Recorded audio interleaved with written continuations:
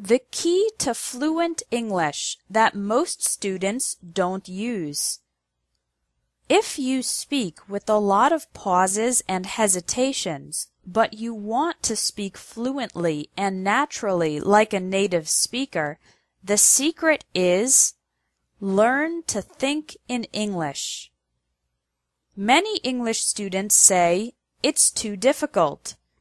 I don't know enough English words.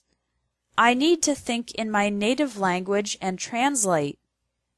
However, thinking in your native language and translating results in sentences that don't sound natural in English because the sentence structure is often different in English and your native language. In addition, it takes too much time to think and translate when you're in a conversation, leading to pauses, hesitations, and the inability to speak fast and fluently. So, here is how you can learn to think in English, from the beginner level to advanced. Level 1 is thinking in individual English words. For example, when you wake up in the morning, think of words like bed, toothbrush, bathroom, eat, banana, coffee, clothes, and shoes. Then, when you go to work, think of words like car, job, company, desk, computer, paper, pencil, colleague, and boss. During the day, continue to think of the individual English words for everything you see, hear, and do. Try this exercise right now. Look around you and think of all the English words you can. I'd imagine you can think of at least 10 words.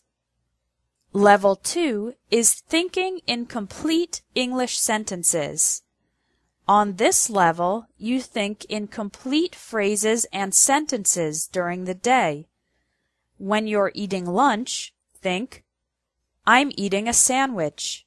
My friend is drinking soda. This restaurant is very good."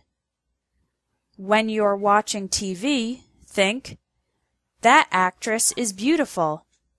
The journalist has black hair. He's talking about politics." It's okay if the sentences are very simple. The most important part is to practice and develop the habit of thinking in complete sentences. Level 3 is functional English. On this level, you imagine having to use English for everything that you need to do. After every time you speak in your native language, think of how you would say that in English. For example, how would you buy a train ticket or order a drink in an English-speaking country? "A round-trip ticket to Central Station, please. Could I have a lemonade with no sugar?" This helps develop your English for real-life situations, even though you are only thinking and not speaking. If during this exercise you don't know how to say something, check your dictionary later. If you do this kind of mental practice regularly, you will develop the ability to use English in any everyday situation. Level 4 is narrative English, telling a story or speaking for a long time in English. It's best to do this exercise when you have some time, like when you're waiting in line or taking public transportation. Think of a memory or story that you would like to tell an English-speaking friend. Then, tell the story in your head in English. Because you are only thinking, not speaking, you can relax and do your best without all the pressure of a real conversation. I hope you can see that you don't need to be super advanced to learn to think in English. You can start today.